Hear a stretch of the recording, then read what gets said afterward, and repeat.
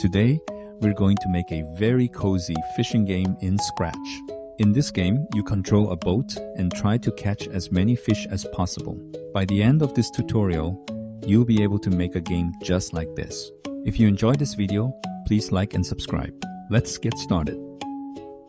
First, let's upload the backdrop for our game. We'll use a blue background to represent the sea. Next, let's upload the sprites for our game. First, we need the boat sprite. This is what the player will control. Next, we need a net sprite. The player will use the net to catch the fish. And finally, we need the fish sprite. These are the targets that the player needs to catch.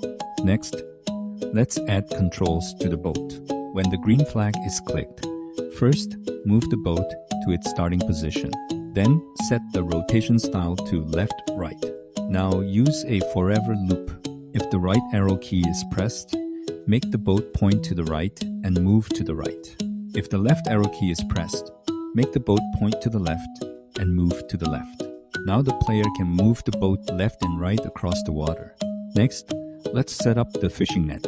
We want the net to follow the boat. So when the green flag is clicked, first move the net to the boat's X position and 45 pixels below its Y position. Then make the net show. Next, use a forever loop with a repeat until block. The net will keep following the boat's position until the player presses the down arrow key. This will allow the player to move the net with the boat and then drop it down when they're ready to catch a fish. When the down arrow is pressed, we want the net to drop. Use a repeat until block and keep changing the net's Y position downward until it either reaches the bottom of the screen or catches a fish. When either of these happens, wait for 0.1 seconds. Then we make the net go back up to the boat.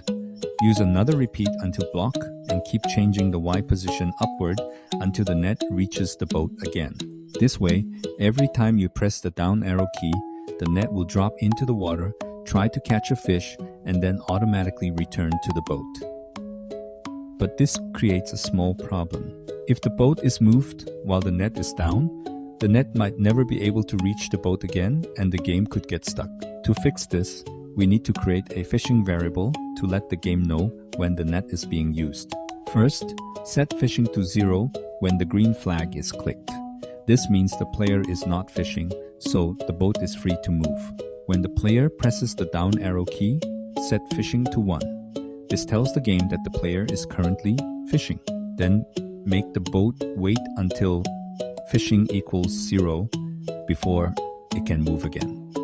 This means the boat will stay in place while the net is dropping and coming back up. We also need to add this variable to the net code. When the net finishes coming back up to the boat, set fishing back to 0. Now the boat will stay still while fishing.